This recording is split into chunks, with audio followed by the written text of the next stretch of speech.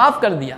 نہ جانے ایسے کتنے. یہ حضور کا اخلاق ہے جو آج ہمارے اندر ہونا چاہیے. یہ سیرت ہے آپ کی, یہ آپ کی سیرت ہے جو عملی زندگی ہے نا, ہماری پریکٹیکل زندگی, اس میں یہ ہونا چاہیے. ہر فرد اور معاشرہ جب اس طرح معاف کرنے والا, درگزر کرنے والا, دشمنوں کے ساتھ اچھا سلوک کرنے والا, برائی کرنے والوں کے ساتھ احسان کا معاملہ کرنے والا, توڑنے والوں کو جوڑنے والا, گالیاں دینے والوں کو دعائیں دینے والا, راستے میں کانٹے بچھانے والوں کے اوپر پھول برسانے والا ہو, تو پھر معاشرہ اور سوسائٹی کتنی پرامن ہوگی, کتنی پرسکون ہوگی وہ زندگی. تو اللہ کے نبی کے بارے میں پھر اس بادشاہ نے کہا کہ اگر وہ انسانوں سے نہیں جھوٹ بول سکتا ہے تو اللہ پر بھی جھوٹ نہیں کر سکتا ہے, جھوٹا دعویٰ نہیں کر سکتا ہے کہ میں اللہ کا پیغمبر ہوں. پھر وہ سچا پیغمبر ہی. دو کٹر دشمن ہیں, وہ اللہ کے نبی کے سچے ہونے کی گواہی دے رہے ہیں, اور ان کی گواہی ہسٹری کے پنوں میں شہادت کے طور پر, گواہی کے طور پر موجود ہے. تو اتنا بڑا نقصان گوارا کر لیا, یعنی سوشل بائیکاٹ کا سامنا کیا, لیکن کہا جھوٹ تو نہیں بولوں گا, سچ بولوں گا. حضور نے اپنے صحابہ کے اندر بھی یہ چیز اتاری تھی. اللہ کے نبی صلی اللہ علیہ وسلم کو نبوت ملی ہے, غار حرا میں نبوت کا تاج آپ کے سر پر سجایا گیا اور کہا جاؤ اپنی برادری میں اعلان کرو, اللہ کی توحید کی طرف بلاؤ. اللہ کے نبی صلی اللہ علیہ وسلم تشریف لائے, صفا پہاڑی پر چڑھے. حضور علیہ السلام کی آواز تھی.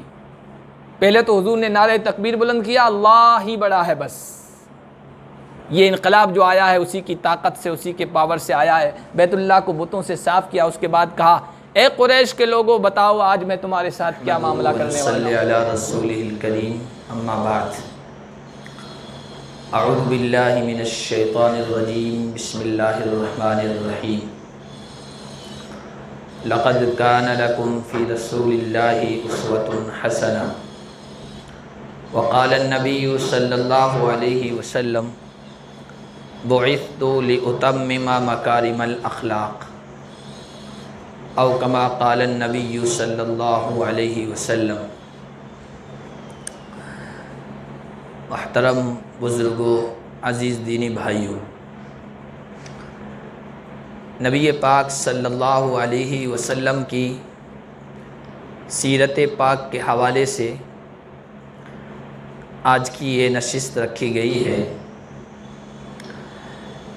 اللہ کے نبی صلی اللہ علیہ وسلم کی سیرت, آپ کی پاکیزہ زندگی, آپ کا کردار, یہ ایسا سمندر ہے جس کا کوئی کنارہ نہیں. دنیا کے اندر جو سمندر ہیں, آج دنیا نے اتنی ترقی کر لی ہے کہ ان سمندروں کی گہرائی کو بھی ناپ لیا ہے اور ان کے کناروں کو بھی معلوم کر لیا ہے. لیکن اللہ کے نبی صلی اللہ علیہ وسلم کی سیرت کا جو سمندر ہے, اس کی نہ گہرائی کو آج تک ناپا جا سکا ہے, نہ کناروں کو پایا جا سکا ہے. یہ اتنی وسیع ہے, کشادہ ہے کہ بیان کرنے والے بیان کر رہے ہیں, لکھنے والے لکھ رہے ہیں, ڈائلاگ کرنے والے اس پر ڈائلاگ کر رہے ہیں, خطبے ہو رہے ہیں, تقریریں ہو رہی ہیں, مذاکرات ہو رہے ہیں, لیکن آپ کی سیرت کے ختم ہونے کا نام نہیں. اور جب بھی گفتگو ہوتی ہے, گفتگو کرنے والا یا آپ کی سیرت لکھنے والا کوئی نہ کوئی نیا پہلو, نیا گوشہ, نئی چیز, نیا انکشاف پیش کرتا ہے. اور ایسا کیوں نہ ہو, اس لیے کہ اللہ کی ذات کے بعد اللہ کے نبی صلی اللہ علیہ وسلم کی ذات ہے. اللہ کے احسانات جس طرح گنے نہیں جا سکتے, شمار کیے نہیں جا سکتے ہیں اس کی عظمت کے لحاظ سے, اسی طرح اللہ کے نبی صلی اللہ علیہ وسلم کی سیرت کے تمام گوشوں کو اس کا احاطہ نہیں کیا جا سکتا ہے. کسی صاحب دل نے کہا تھا کہ یا صاحب الجمال و یا سید البشر من وجهك المنیر لقد نور القمر لا يمكن الثناء كما كان حقه بعد از خدا بزرگ تو ہی قصہ مختصر.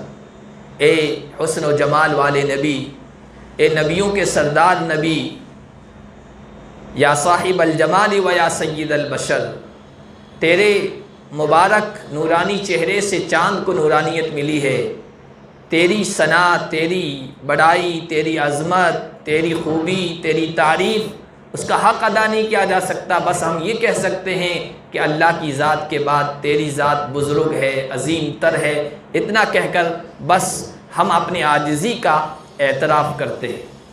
تو اللہ کے نبی صلی اللہ علیہ وسلم کی سیرت کو ایک مختصر سی نشست میں بیان کرنا ممکن نہیں، لیکن اللہ کے نبی صلی اللہ علیہ وسلم کی سیرت کا ایک پہلو ہے جس کو اللہ نے قرآن میں بیان فرمایا ہے۔ اس ایک پہلو پر میں آج کی اس نشست میں روشنی ڈالوں گا، اور اس سے ایسی باتیں جو ہماری عملی زندگی میں، پریکٹیکل لائف میں کام آ سکی جو چیزیں، ان کو بیان کرنے کی کوشش کروں گا۔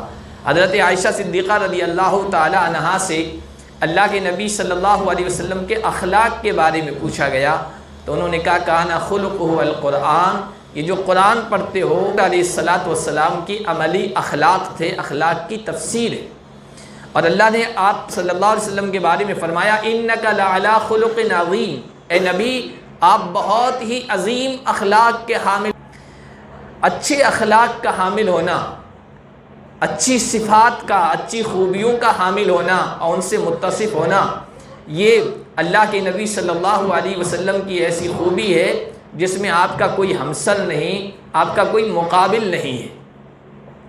اللہ کے نبی صلی اللہ علیہ وسلم نہ صرف اچھے اخلاق اپنی ذاتی زندگی میں رکھتے تھے، بلکہ آپ نے اپنی اچھی سیرت، اپنے اچھے کردار، اپنے اچھے اخلاق، اپنی خوبیوں اور اپنی اچھائیوں کو اپنے دوستوں میں، اپنے متعلقین میں، اپنے شاگردوں میں، اپنے صحابہ میں، اپنے بیٹیوں اور آنے والی نسلوں میں اور آپ پر ایمان لانے والوں میں بھی تقسیم کیا، ان کے اندر بھی وہ اچھائیاں پیدا کی۔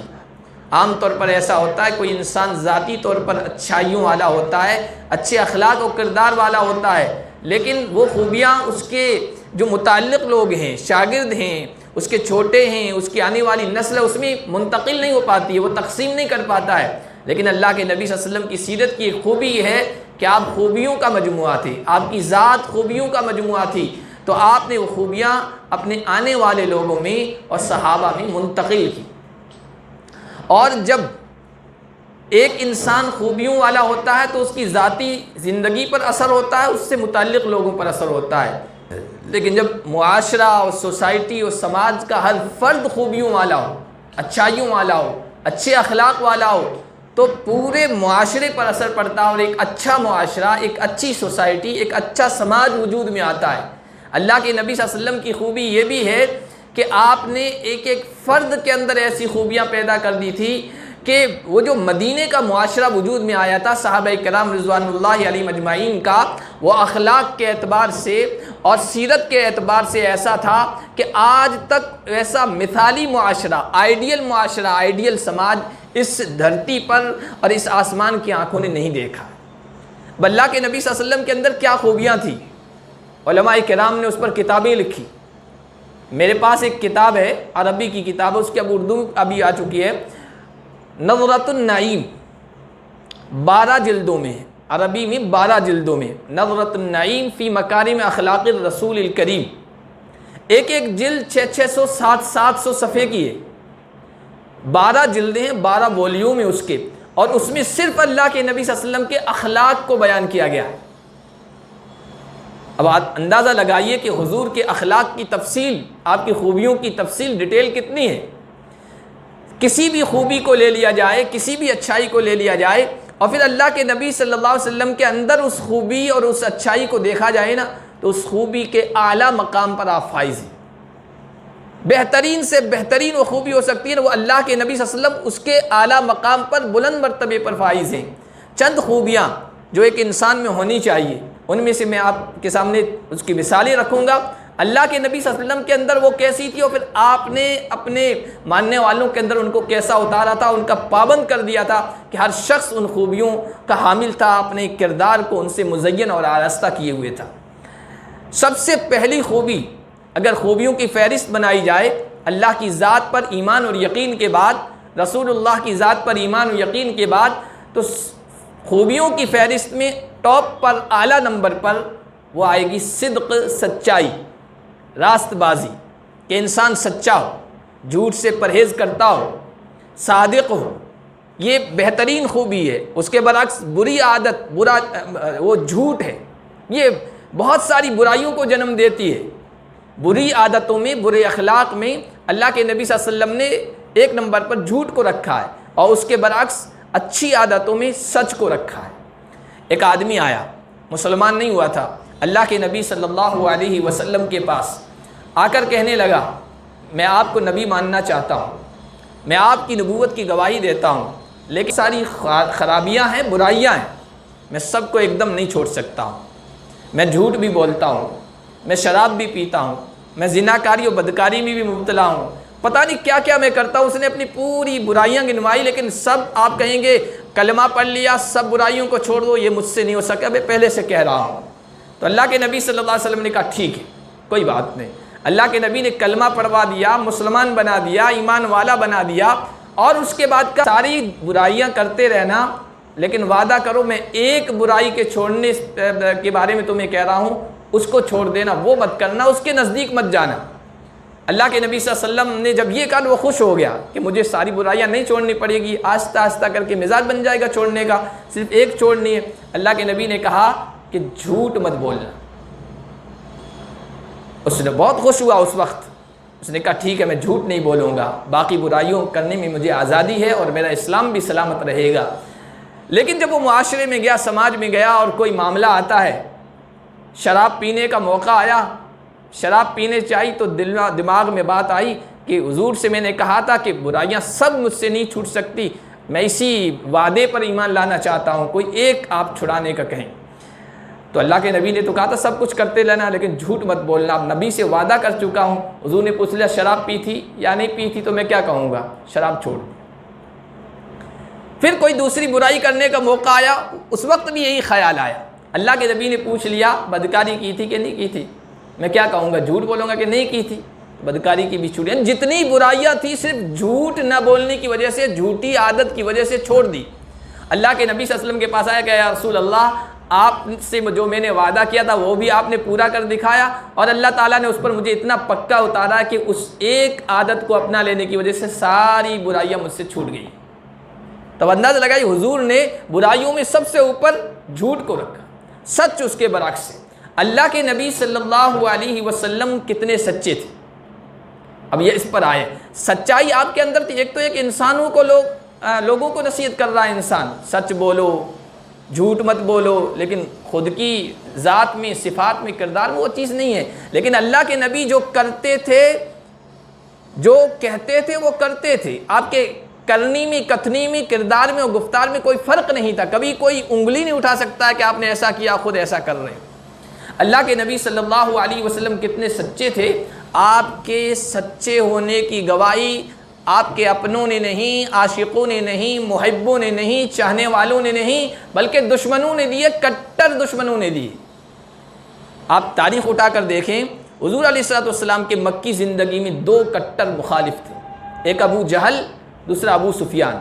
ابو جہل کو ایمان لانا نصیب نہیں ہوا، ابو سفیان کو ہوا، لیکن بہت بعد میں جب کوئی چانس نہیں رہا، موقع نہیں رہا، کہیں بھاگنے کا کوئی ٹھکانہ نہیں رہا، تو کہا اب محمد کی غلامی میں آتا ہوں. دونوں کٹر دشمن ہیں. مکہ کے جتنے لوگ مخالف تھے انہی کے ورغلانے کی وجہ سے، انہی کی مخالفت کی وجہ سے، انہی کے بھڑکانے کی وجہ سے تھا. اور ابو سفیان تو سن 8 ہجری تک، مکہ فتح ہونے تک ہر جنگ میں آگے آگے رہا کفار کی طرف سے. ایک موقع پر ابو جہل اور دوسرا قریش کا سردار تھا اخنس ابن شریق.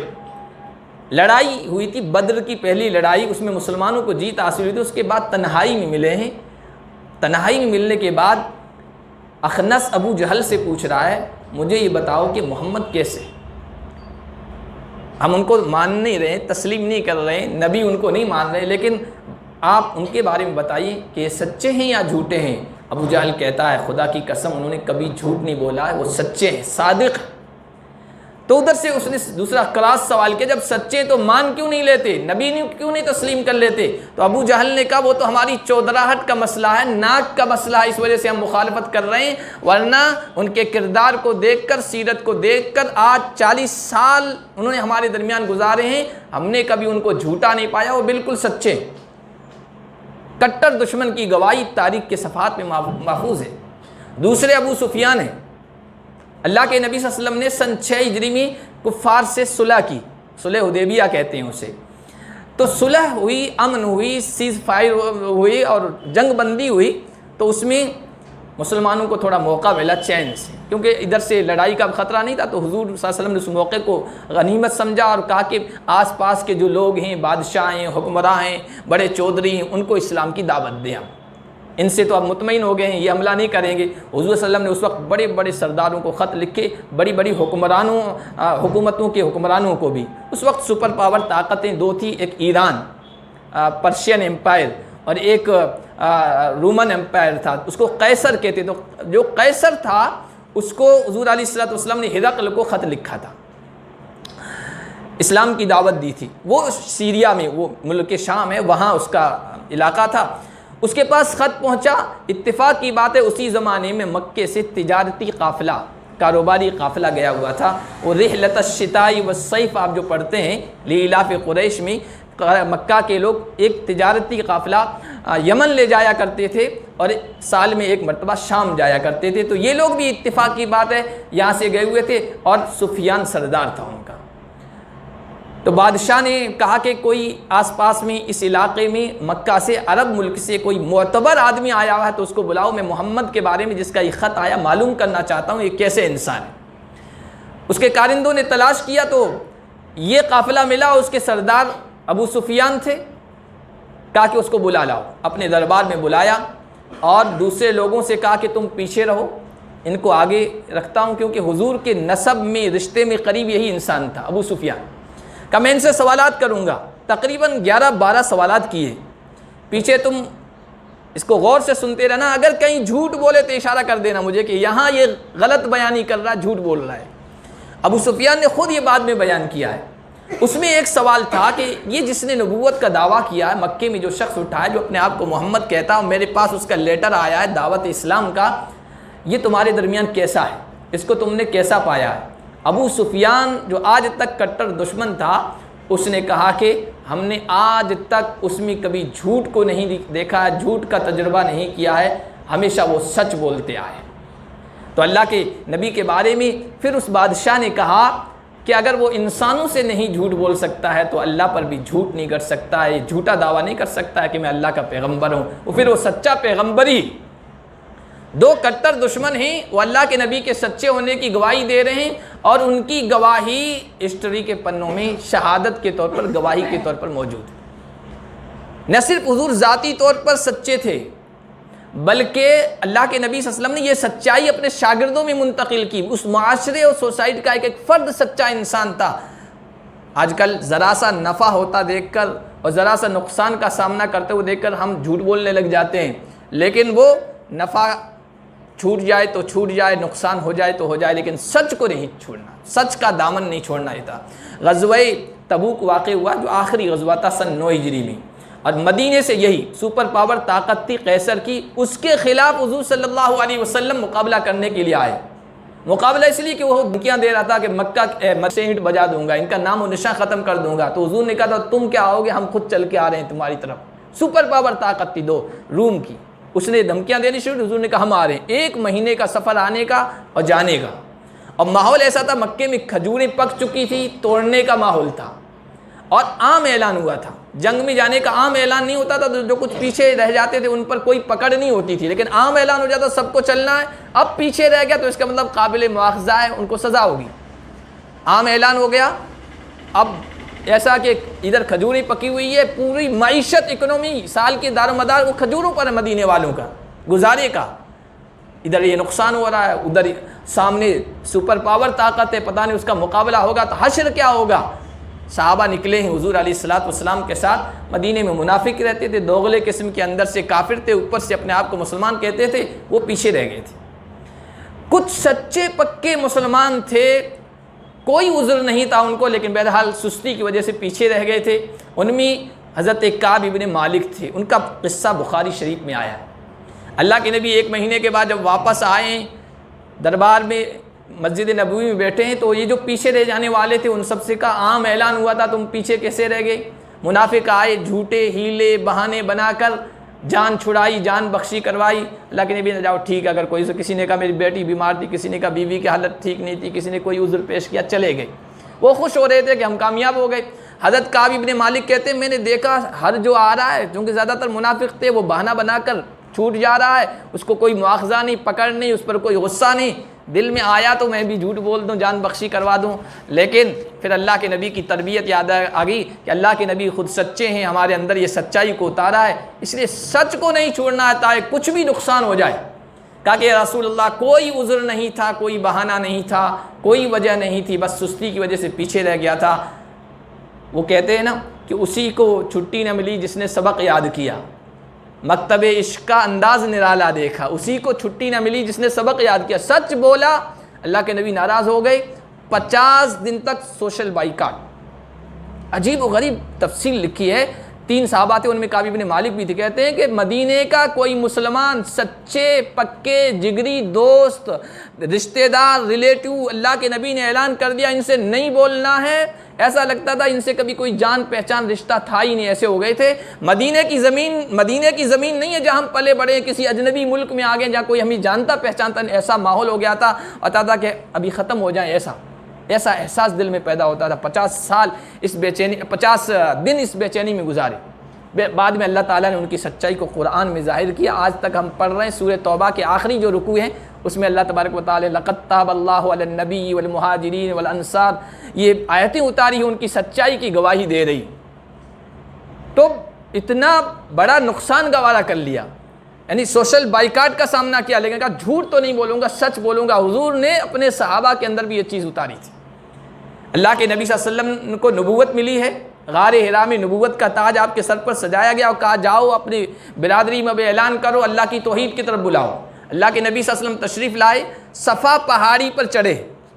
آپ حضرات اکثر گئے ہوں گے، اور جو نہیں گئے اللہ تعالیٰ ان کو لے جائے، صفا مروہ پہاڑیاں، صفا پہاڑی پر چڑھے۔ اس وقت کا میڈیا وہی تھا، دور تک آواز پہنچانی ہے، وہ ٹیلے پر چڑھتے تھے، کچھ آواز لگاتے تھے، لوگ جمع ہو جاتے تھے، پھر ان سے گفتگو کیا کرتے تھے۔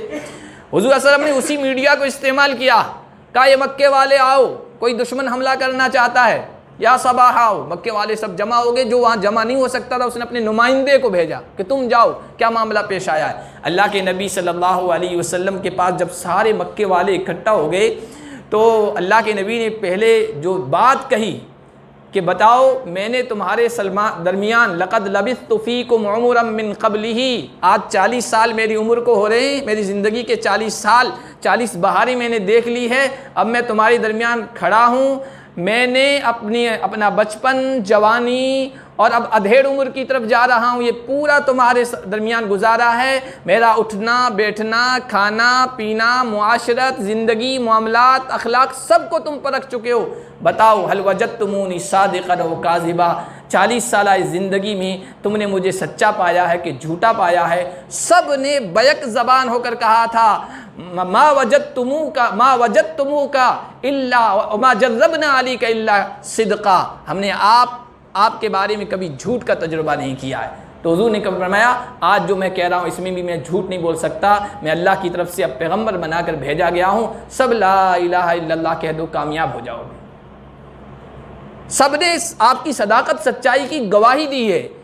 ایک بڑھیا اخلاق، ایک اہم خوبی انسان کی سیرت و کردار میں سچائی ہوتی ہے۔ اللہ کے نبی خود اس کے بلند مقام پر فائز تھے، اپنے صحابہ میں بھی اس کو منتقل کیا، اور ایک بہترین سچائی والی سوسائٹی اور معاشرہ اس دھرتی پر وجود میں آیا۔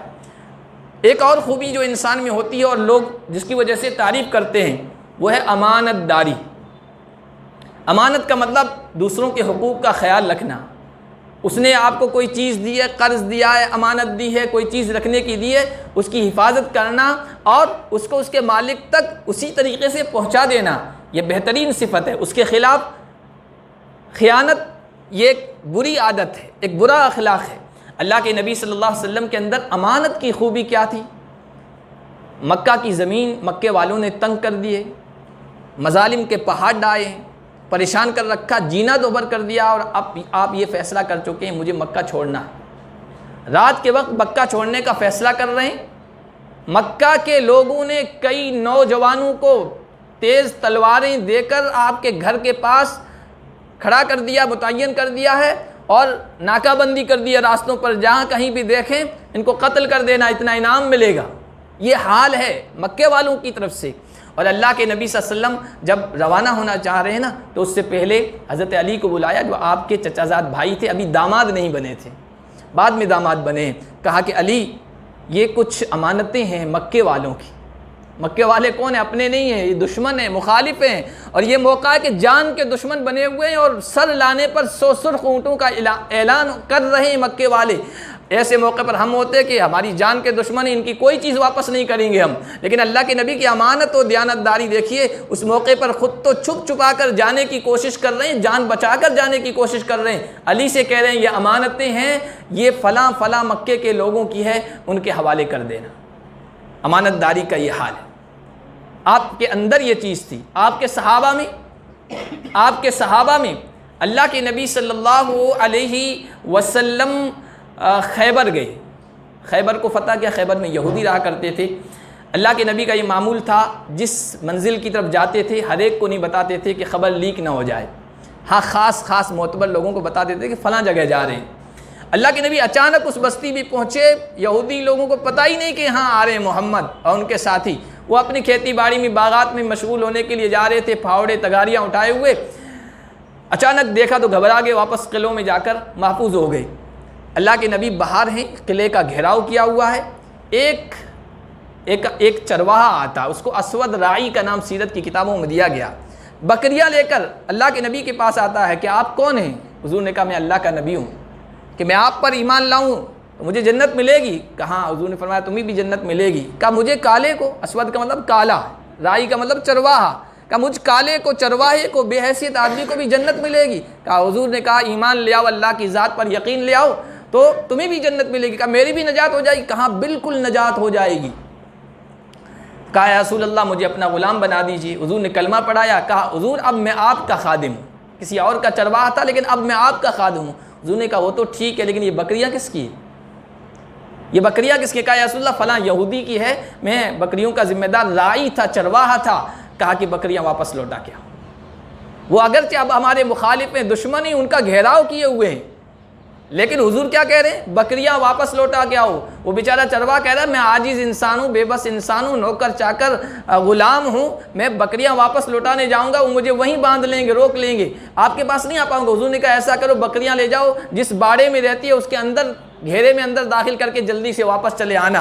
ایسا موقع ہے جہاں آدمی کہتا ہے دشمن کی بکریاں ہیں، دشمن کا مال ہے، دشمن کا سامان ہے، جنگ میں محبت میں سب کچھ جائز ہے، لیکن حضور نے کہا نہیں، یہ ان کی امانتیں، ان کو واپس کر کے آؤ۔ اپنے امتیوں کو، اپنے شاگردوں کو بھی امانت داری اور دیانت داری سکھا رہے ہیں۔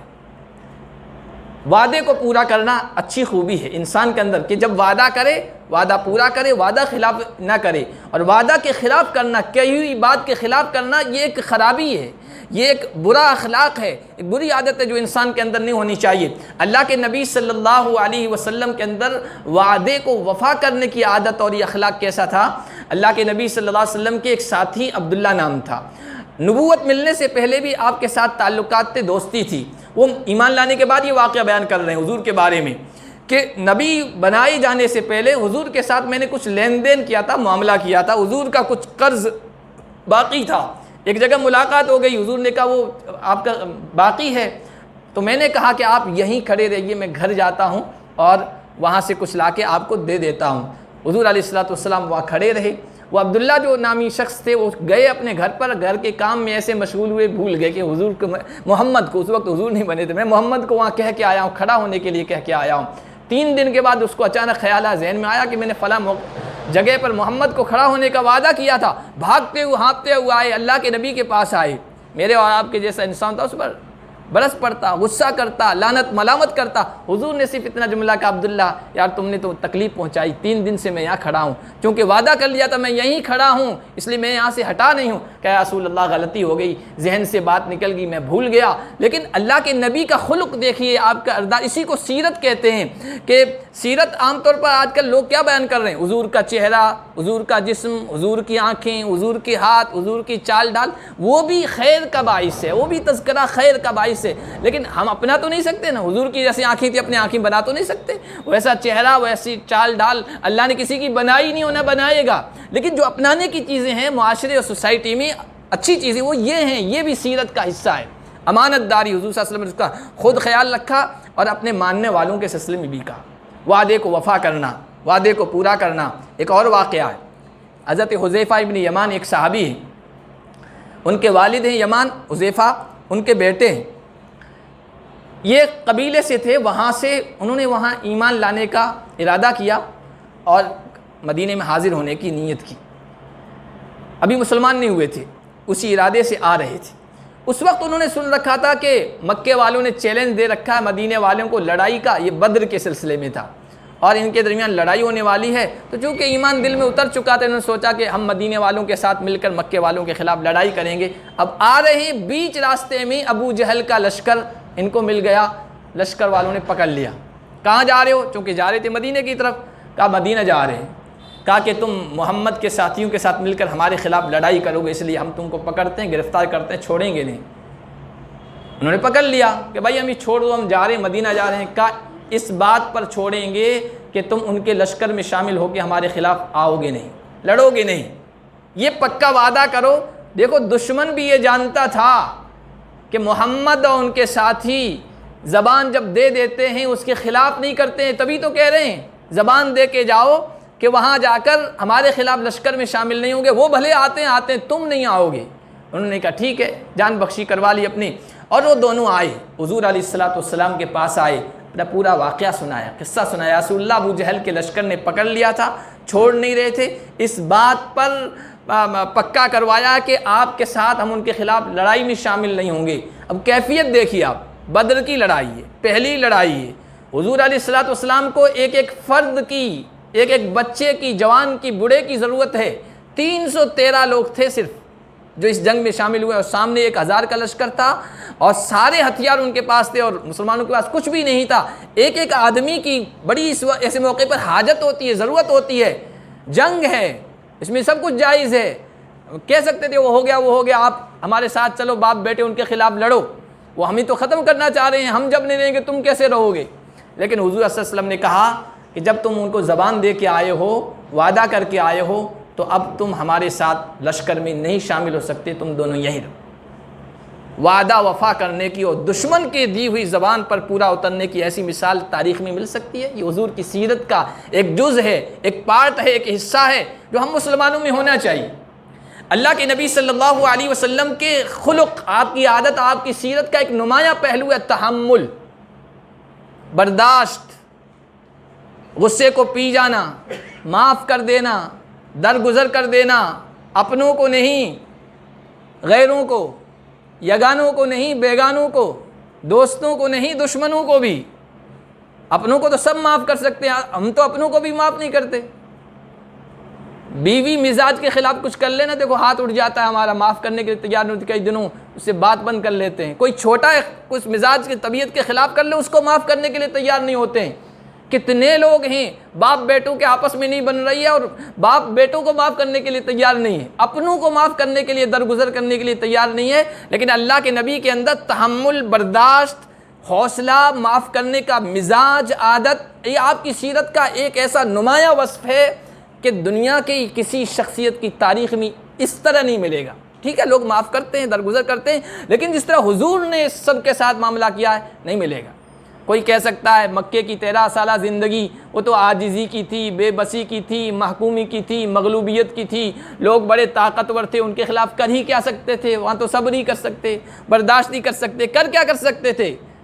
تو مکے کی 13 زندگی کو چھوڑیے، مدینے آئے ہیں، آپ کے فالوورز کی تعداد بھی بڑھ گئی ہے، لوگوں کی تعداد بھی بڑھ گئی ہے۔ پھر 8 ہجری میں وہی محمد جو رات کو چھپ کے نکلے ہیں، جان بچا کے نکلے ہیں، بے بسی کے ساتھ نکلے ہیں، آنسو بہا کر مکے سے نکلے ہیں، کعبہ کو دیکھتے ہوئے روتے ہوئے جا رہے ہیں، کتنی بے بسی کا عالم ہوگا۔ 8 سال کے بعد وہی آمینہ کا لال مکے کا فاتح بن کے آ رہا ہے۔ حرم کے صحن میں سب کھڑے ہیں، یہ بڑے بڑے چودھری جو ستایا کرتے تھے، اور پورا مکے کا ماحول ان کی وجہ سے مخالف بنتا تھا حضور علیہ الصلوۃ والسلام کے، سب کھڑے ہیں عاجز ہیں، کوئی پناہ گاہ نہیں ہے، حضور علیہ الصلوۃ والسلام کے سامنے کھڑے ہیں گردنیں نیچی جھکائے ہوئے شرم کے ساتھ۔ ایک آواز گونجی، حضور علیہ الصلوۃ والسلام کی آواز تھی۔ پہلے تو حضور نے نعرہ تکبیر بلند کیا، اللہ ہی بڑا ہے بس۔ یہ انقلاب جو آیا ہے اسی کی طاقت سے، اسی کے پاور سے آیا ہے۔ بیت اللہ کو بتوں سے صاف کیا، اس کے بعد کہا اے قریش کے لوگوں بتاؤ آج میں تمہارے ساتھ کیا معاملہ کرنے والا ہوں۔ یہ کون لوگ تھے جن سے حضور کہہ رہے ہیں؟ یہ وہ تھے جنہوں نے آپ کے راستے میں کانٹے بچھائے تھے، یہ وہ تھے جنہوں نے آپ کی جان لینے کی کوشش کی تھی، یہ وہ تھے جو آپ کو گالیاں دیا کرتے تھے، یہ وہ تھے جنہوں نے آپ کی بیٹیوں کو ستایا تھا اور طلاق دینے پر مجبور کیا تھا، یہ وہ تھے جنہوں نے سمیہ کو شہید کیا تھا، تڑپا تڑپا کر مارا تھا، یہ وہ تھے جو بلال حبشی کو گرم ریت پر لٹایا کرتے تھے، یہ وہ تھے جنہوں نے عثمان بن مظعون کو چٹائی میں لپیٹ کر پھر دھواں دے کر تکلیف دینے کی کوشش کی تھی۔ یعنی کوئی اذیت و تکلیف کا معاملہ ایسا نہیں تھا جو حضور کے ساتھ اور آپ کے جاننے والے آپ کے جانساروں کے ساتھ نہ کیا ہو۔ وہ لوگ تھے، ایسے مجرم لوگ تھے۔ آواز بلند ہوئی، آج تمہارے ساتھ کیا معاملہ کروں گا۔ مکے کے لوگ تھے، حضور کے اخلاق کو جانتے تھے، حضور کے اخلاق کو جانتے تھے۔ مکے کے لوگوں نے کہا اخن کریم وابن اخن کریم، آپ خود شریف ہیں، شریف بھائی عبداللہ کے بیٹے ہیں، شریفوں سے شرافت کے علاوہ کس چیز کی امید کی جا سکتی ہے؟ حضور نے کہا اذهبوا انتم الطلقاء، اذهبوا انتم الطلقاء، جاؤ تم سب آزاد ہو، آج کوئی پکڑ نہیں ہوگی، سب کو میں نے معاف کر دیا۔ ایسا تحمل، ایسی برداشت، اس طرح معاف کر دینا، جبکہ اب پاور میں ہیں، قبضہ آپ کا ہے، کنٹرول آپ کا ہے، فاتح بن کے آئے، مکہ فتح ہو گیا ہے، کا معاف کر دیا۔ ابو جہل کا بیٹا اکرمہ ہے، ابھی تک مسلمان نہیں ہوا ہے، اب یہ تو آخری قلعہ تھا نا، مکہ تو آخری قلعہ تھا، پناہ گاہ تھی کفر کی، وہ بھی ڈھہ گیا، محمد عربی کے قبضے میں آ گیا۔ کہا کہ اب تو رہنے کی کوئی گنجائش نہیں، بھاگ نکلے۔ یہ جدے کے ذریعے سے سمندر کے راستے سے یمن کو جا رہے تھے، ان کی بیوی ام حکیم آئی حضور علیہ الصلوۃ والسلام کے پاس، کہا یا محمد اکرمہ کو بھی معافی ملے گی؟ باپ بیٹا دونوں جانی دشمن تھے، اکرمہ کو بھی معافی ملے گی؟ بھائی ایک آدمی پہلے سے سرنڈر ہو کے آ جائے تو لوگ تو معاف کر دیتے، لیکن یہاں جھکنے کے لیے تیار نہیں ہے، اور بیوی آ کے کہہ رہی ہے اکرمہ کو معافی ملے گی؟ کہاں معافی مل جائے گی؟ اس کو تعجب ہوا، کہنے لگی جانتے اکرمہ کون سے اکرمہ کے بارے میں بات کر رہی ہوں؟ کہا کہ ابو جہل کا بیٹا اکرمہ وہی نا؟ کہاں وہی ہے، اس کو بھی معافی مل جائے گی۔ کہا میں اس کو بلا کے لاؤں واپس؟ کہا جاؤ اور یہ پگڑی یا چادر حضور نے دی، یہ بھی اس کو بتا دینا کہ یہ امان کے طور پر دی ہے، نشانی کے طور پر کہ آپ کی جان بخشی کی جائے گی، محمد کا کرتا یا پگڑی لے کے آئیو۔ وہ سمندر کے کنارے پر سوار ہونے کے لیے تیار تھا کہ پیچھے بیوی پہنچ گئی کہ میں رسول اللہ سے امان لے چکی ہوں، جان بخشی کی اجازت لے چکی ہے، چلو محمد عربی کی غلامی میں آؤ، وہ تمہیں کچھ نہیں کہیں گے۔ آئے ہیں اور پھر سچے سپاہی اور جانسار بن کر اسلام کی زندگی کا ایک حصہ بنے، معاف کر دیا۔ نہ جانے ایسے کتنے، یہ حضور کا اخلاق ہے جو آج ہمارے اندر ہونا چاہیے، یہ سیرت ہے آپ کی، یہ آپ کی سیرت ہے جو عملی زندگی ہے نا، ہماری پریکٹیکل زندگی، اس میں یہ ہونا چاہیے۔ ہر فرد اور معاشرہ جب اس طرح معاف کرنے والا، درگزر کرنے والا، دشمنوں کے ساتھ اچھا سلوک کرنے والا، برائی کرنے والوں کے ساتھ احسان کا معاملہ کرنے والا، توڑنے والوں کو جوڑنے والا، گالیاں دینے والوں کو دعائیں دینے والا، راستے میں کانٹے بچھانے والوں کے اوپر پھول برسانے والا ہو، تو پھر معاشرہ اور سوسائٹی کتنی پرامن ہوگی، کتنی پرسکون ہوگی، اور زندگی کتنی لذت والی ہوگی۔ نبی علیہ الصلوۃ والسلام نے یہ جو اسلام دنیا میں پھیلا، عرب میں پھیلا، وہ ایسے نہیں پھیلا، وہ ایسے بہترین اخلاق کے ذریعے سے پھیلا ہے۔ حضور نے سب کو معاف کر دیا، یہ آپ کا جگر تھا، یہ آپ کا حوصلہ تھا، یہ آپ کی خوبی کی، تحمل کی اور برداشت کی اور عفو درگزر کی، اور اپنی امت کے اندر بھی کہا کہ یہ پیدا کرو تو جنت ہے، معاف کر دو، درگزر کر دو، نرمی سے پیش آؤ، اچھے اخلاق سے پیش آؤ۔ وہ کسی نے کہا کہ محبت کے یوں جس نے دریا بہائے، محبت کے یوں جس نے دریا بہائے، دل ان کا بھی جیتا جو سر لینے آئے، بندہ نوازی کے یہ جوہر دکھائے کہ خود کھائے جو اور جواہر لٹائے، خوشی اپنی غیروں کے غم میں بھلا دی، دیا درد جس نے اسے بھی دعا دی۔ اللہ پاک ایسے نبی کی سیرت کے ان پہلوؤں کو ہمیں اپنی زندگی میں اختیار کرنے کی توفیق عطا فرمائے۔ وما علینا الا البلاغ۔